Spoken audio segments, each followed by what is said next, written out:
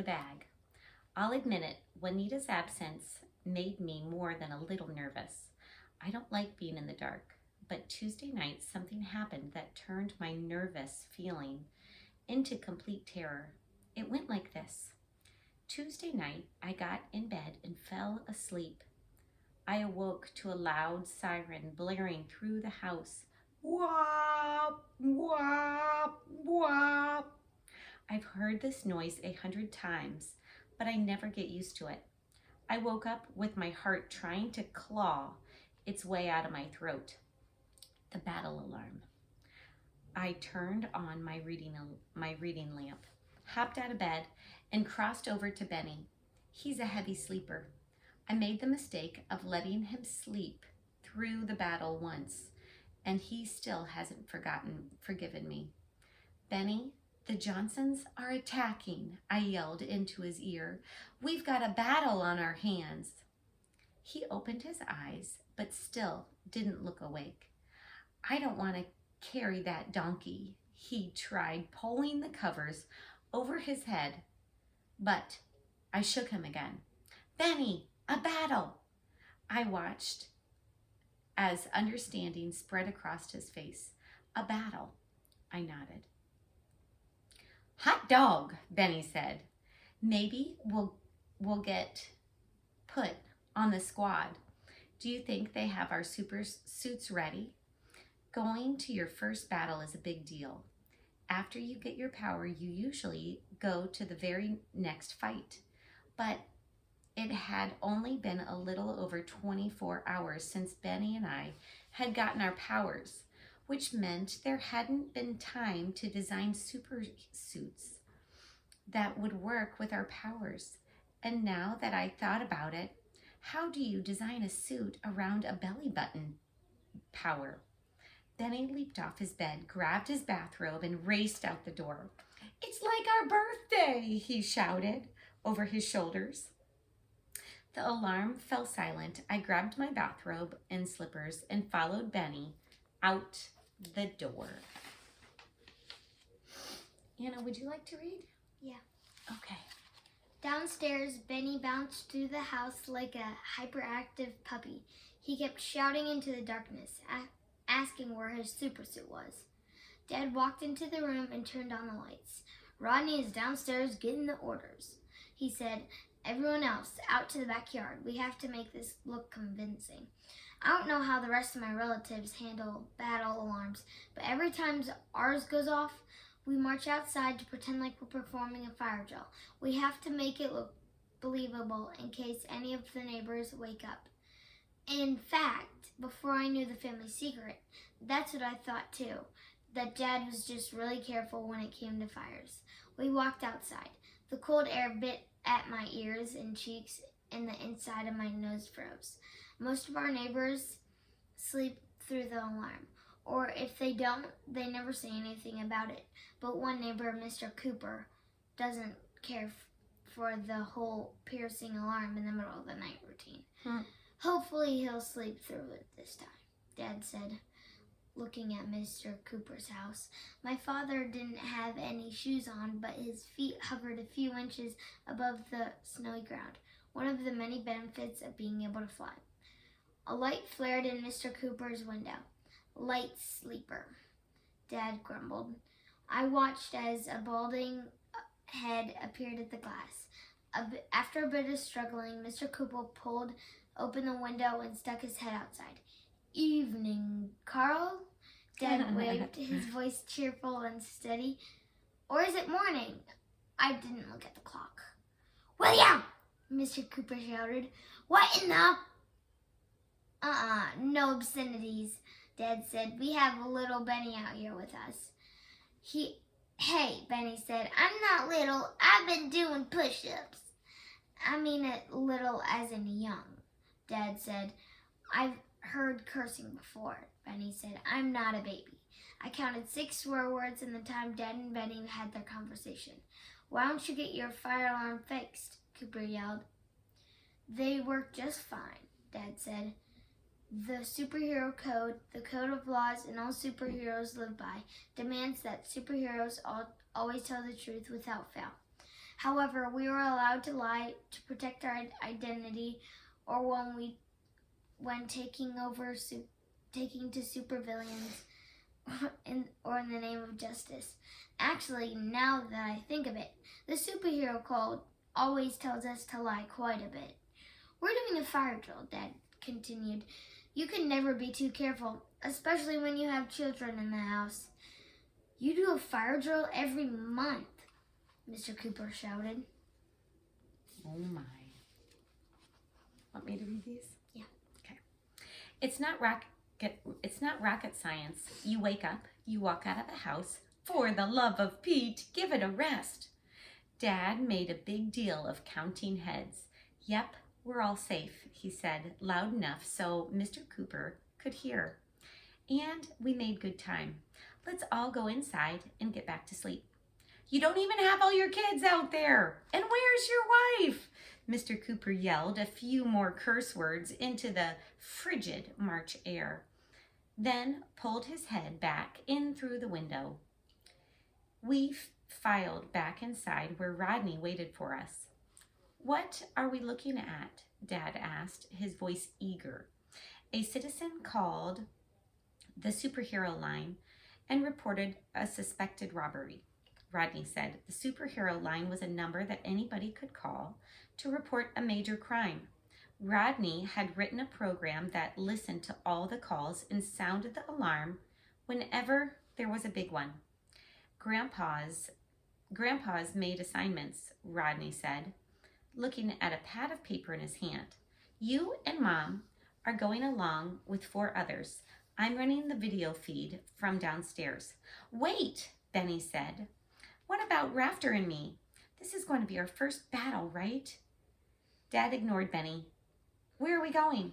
What are these villainous Johnsons trying to pull off this time? Dad shook his fist. The Split Rock Museum, Rodney said. It's just like we expected. We're making a movie on the White Knight Diamond. Dad slapped his knee. I knew it! As soon as I read they were bringing the White Knight to town, I knew that Johnsons would try to steal it. He shook his fist. What is that diamond worth anyway? $4.8 million, Rodney said.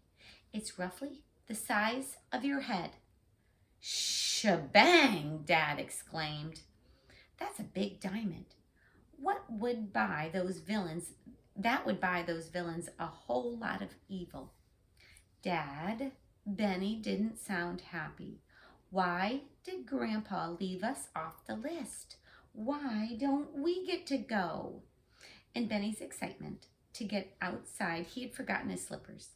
His feet were red from standing in the snow. The look on his face was one of desperation, as if all of his self-worth hinged on whether or not Dad would let him go.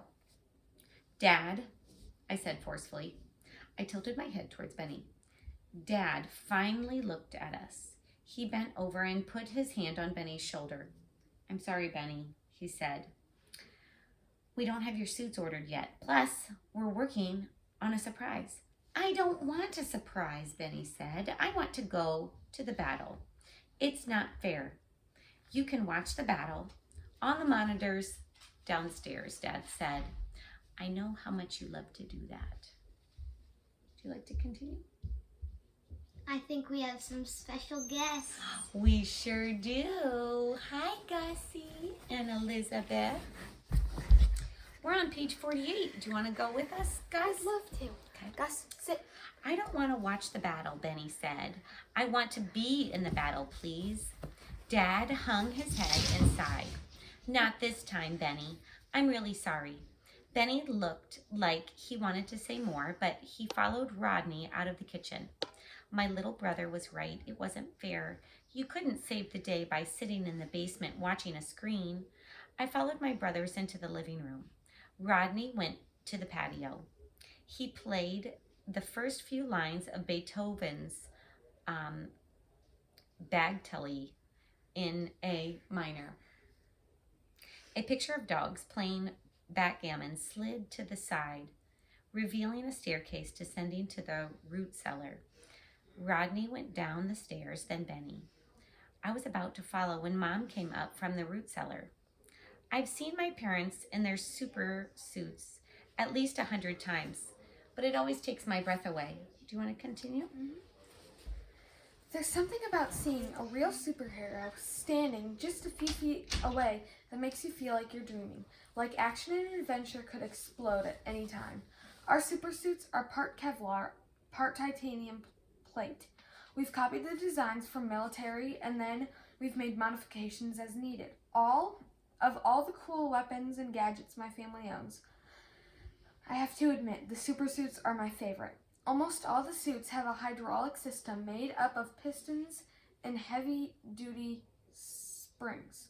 When you lift large objects, pistons kicks in and gives you extra strength. When you run, springs give you superior speed. If a Johnson grabs you and tries to bend your leg backwards, the titanium armor protects you.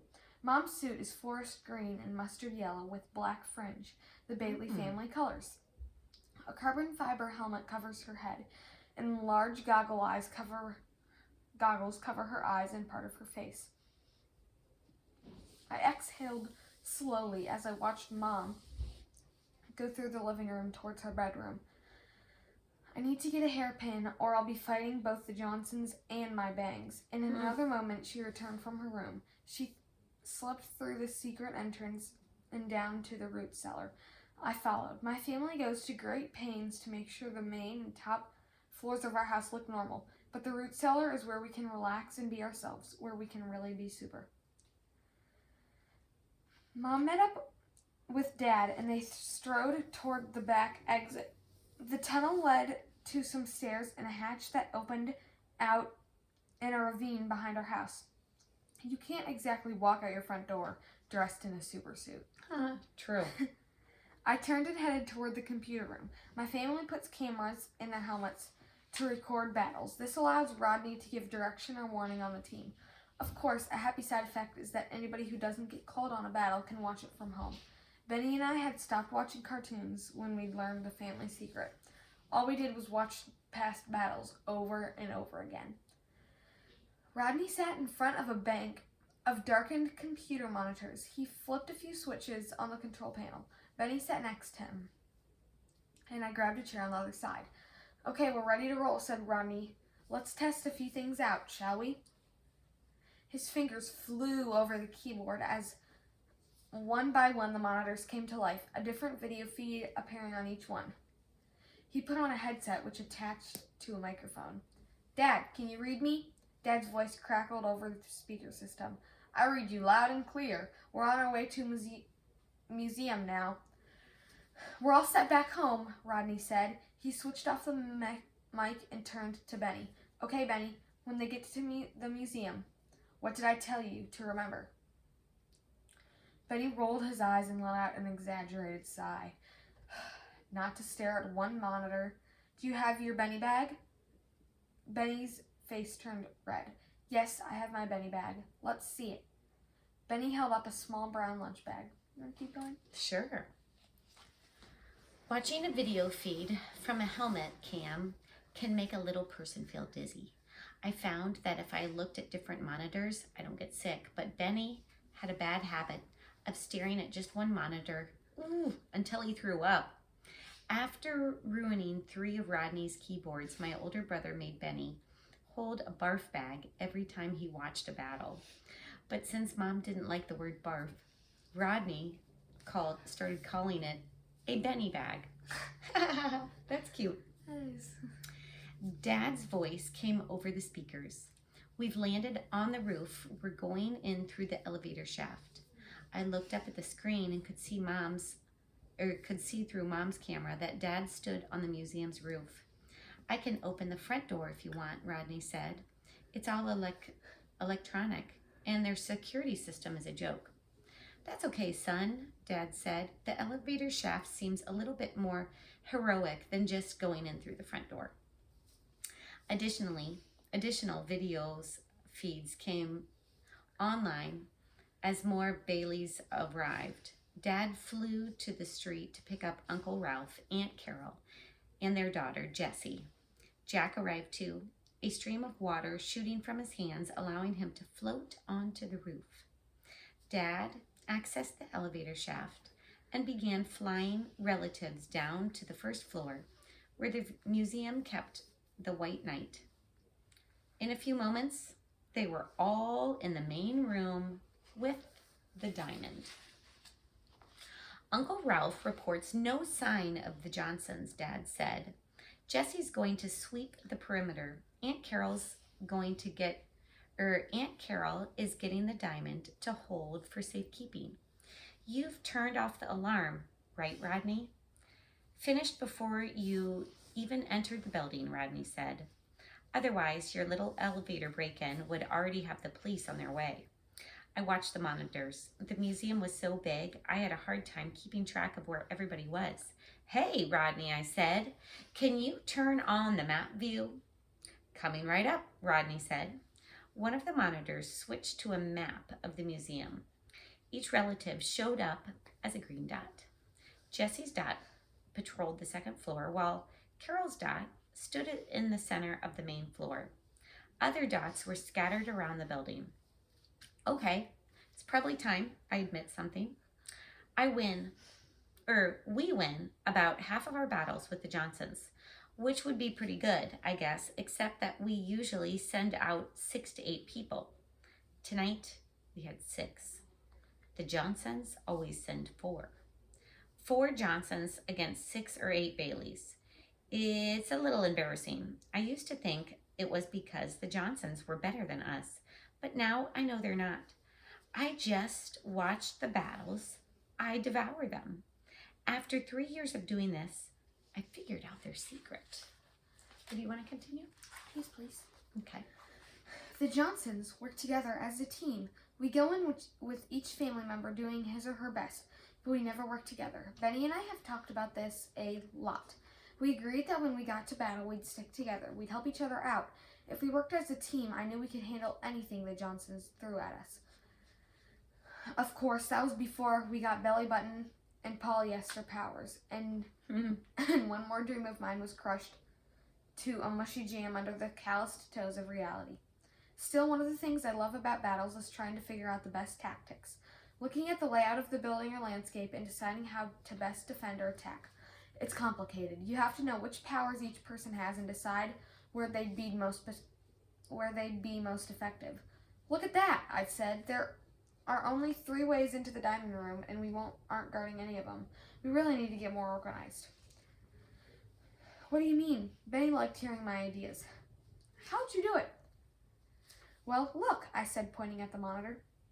You have entry points from this hall, and then air ducts. No windows, no other doors.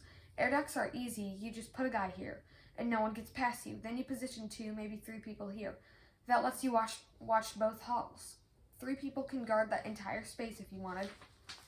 The others could hide and surprise the villains when they show up. Benny nodded. Yeah, I think that'd work pretty well. But look, I said, Jesse's up here on the 2nd floor. They could take her by surprise and nobody would even realize it. Uncle Ralph is in the men's room. No, actually that's the ladies' room. And Dad, I don't know what Dad's doing. Probably looking at the art. I mean, for crying out loud. The Johnsons could walk in the front door and it would take everyone by a burst of static filled the computer room. My heart jumped into my throat as the white noise bounced off the cement walls of the cellar. That's not good, Rodney said, typing up some commands into the keyboard. Johnson's coming in the front door. Dad said, the first part of his message cut off. I looked at the map. Red dots poured in through the main office. Entrance. I watched as 4 Johnsons raced in the museum. The dots represented Aunt Carol and Dad bumping into each other as my family tripped over themselves, moving to intercept. See? I said to nobody in particular. Caught completely by surprise, and now the whole thing just becomes a chaotic free-for-all. Maybe so, Rodney said, grinning, but free-for-alls are a lot of fun. There's no time for thinking during a battle.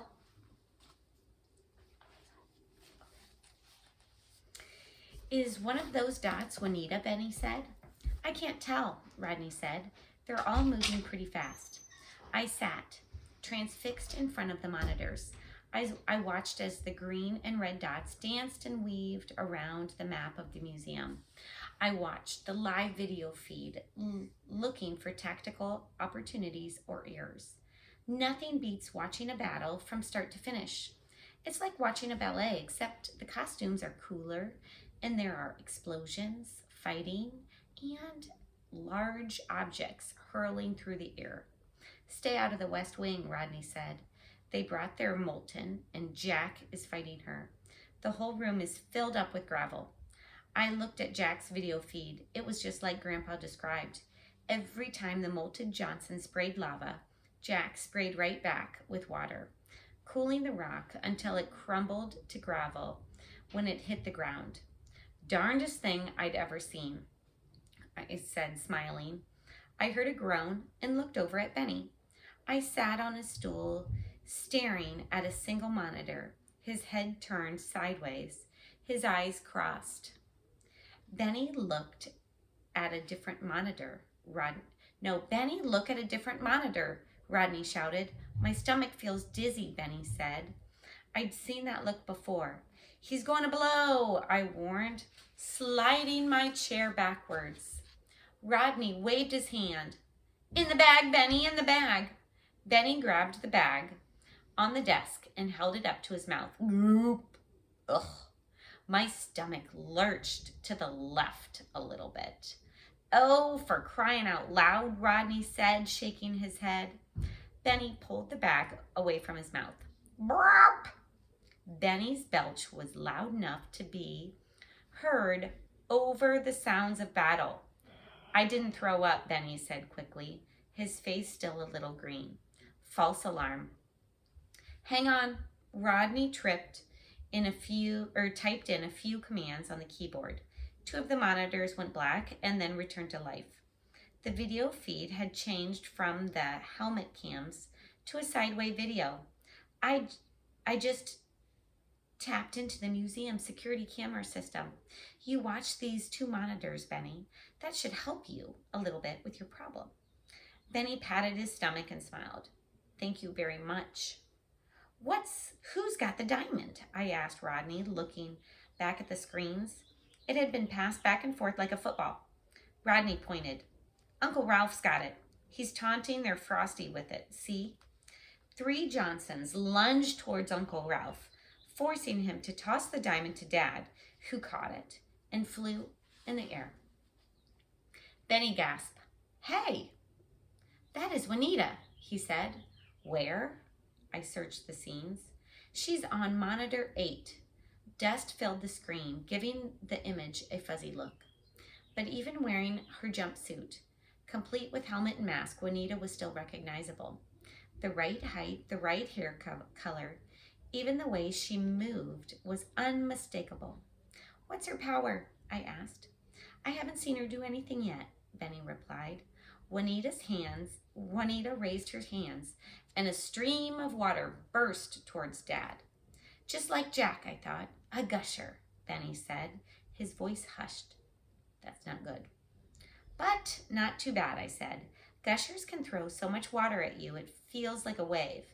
Or they can shoot a stream so thin it cuts like a knife. But a power like that would be hard to use at school without everyone noticing. Dad dodged the water, but just barely. He dropped the diamond, and it tumbled to the floor. I'd been watching so many screens. Even I was feeling a little dizzy. Where did the diamond go? I asked. Mom's got it, Rodney said. I spotted the diamond, glowing blue, flying towards Mom. Juanita shot a blast of water at her, and Aunt Carol stepped between Mom and the wave. Aunt Carol has a power similar to Great Aunt Sylvia Matilda's. A fireball shot out of her hand and met the liquid, turning it to a hissing cloud of steam. Oh yeah, Benny said, pumping his fists. Once we know your power, Juanita can handle anything you throw at... I stared in disbelief as Juanita turned to face Aunt Carol. A bolt of lightning erupted from her hands, narrowly missing my aunt. Aunt Carol drove dove for cover as a second bolt erupted over her head. Rodney gasped. Benny looked over at me, his mouth hanging open. Uh-oh. We watched in stunned silence. The room flickered with light from the monitors. Benny finally spoke. Juanita Johnson is a super? I couldn't believe it. I shook my head. She can't be. That's just a myth, isn't it, Rodney? A super, a person with not just one superpower, but all the superpowers. Stories of superpowers were just legends, like King Arthur. My family has records of superheroes that go back 300 years, and nobody has ever had more than one power. But unless the monitors were lying, Juanita Johnson, the girl in my algebra class, was a super. Rodney shook his head.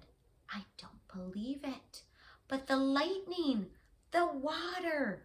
His voice trailed off, his eyes never leaving the monitors. Look at that. He pointed at the screen where Juanita hovered over 2 Baileys. She can fly too? Benny sounded stunned. This is not good, Rodney said. Not good at all. Someone had frozen Mom, maybe Juanita, since apparently she could do everything. Mom's hand stuck out of a wall of ice, gripping the diamond. It looked like the mother of all the fancy door handles. A. Johnson plucked the diamond from Mom's hand. He turned and smiled, his lips curled up in a sneer. He began to talk, but his words didn't come over the speakers. Looks like he's going to start bragging and lecturing, I said. They must think we've won. Look at Jessie, Benny said. My cousin appeared over the villain's shoulder, partially hidden behind a large clay sculpture. Jessie raised her arms, and lightning cracked in a sphere between her hands. She's whipping up a ball of lightning, Rodney said. This is gonna get good. Someone must have warned the Johnsons because he started to turn. Before he could escape, Jessie's hands flew forward. Each of the monitors flashed a bright white and then went black. She short-circuited the museum's cameras, Rodney said. He leaned forward and stared, pecking at the keyboard, trying to regain visual. Benny, do you need another bag? No, this one is still clean. One by one, the screens jumped back to life. It looked like my family was running. Maybe Juanita had been too much for them. Dad, Rodney spoke into the microphone. What happened? Dad's voice came across the speakers, his voice proud. Your cousin saved the day. That's what happened. He said the Johnsons have been thwarped, and we return home in triumph. How? Rodney asked. How did the diamond get back? We didn't get it back, Dad said. Jessie blew it up. There were too many pieces to pick up, and now we're leading the Johnsons away from the museum. I looked at Rodney in disbelief. Isn't blowing up the diamond a bad thing? Isn't somebody going to be really upset about that? Rodney shrugged. Maybe, probably, but at least the villains didn't get it. Maybe it's not our finest hour, but it's not defeat. And considering we were up against a super, we did pretty good. There was nothing else to do. Benny wanted to stay up and wait for Mom and Dad, but I went upstairs and crawled into bed. In the darkness of the room, my breathing came faster. Benny and I weren't just facing a supervillain, but a super villain. It was really true. We'd have to deal with invisibility, lightning, fire, strength. I wanted to jump out of bed, put my shoes on, and run away. Maybe Benny and I could leave the city and go to a different school. Or maybe we could move in with Grandpa. I'd like to think I was afraid, not because I was a coward, but because I had brains. Going back to school was crazy. It was insane. Iron resolve, ferocious courage, and a healthy dose of insanity. I realized I had the covers over my head. That's not how a superhero acted. Angry, I pushed aside the covers. A superhero faced challenges. He didn't run. I closed my eyes. That seemed to help me clear my mind. I stared at the map of the museum for so long. The dots seemed to float into the darkness behind my eyelids. An idea hit me, a crazy idea. I got out of bed and went to my desk. I pulled out a piece of paper and made a quick sketch of my school, drawing it like a blueprint. I marked the important rooms, the ones involved in the plan, my algebra class, the lunchroom, the library. I finished the drawing and stared at it. Benny came in from downstairs. "What are you doing?" When I spoke, I could hear the excitement in my voice. "Benny, I think I've solved our Juanita's problem." "Really?" Benny said. "How?" I smiled. "Well, we'll do the last thing Juanita would expect." "What's that?" Benny asked. "We're going on the offensive," I said. "We're going to take the fight to Juanita, and we're going to get our real powers." Benny grinned in the darkness. "Now you're talking like a superhero." And that was the end of chapter 5. My daughters Anna helped, and Elizabeth, and our dog Gus. Have a good night. Bye, superheroes.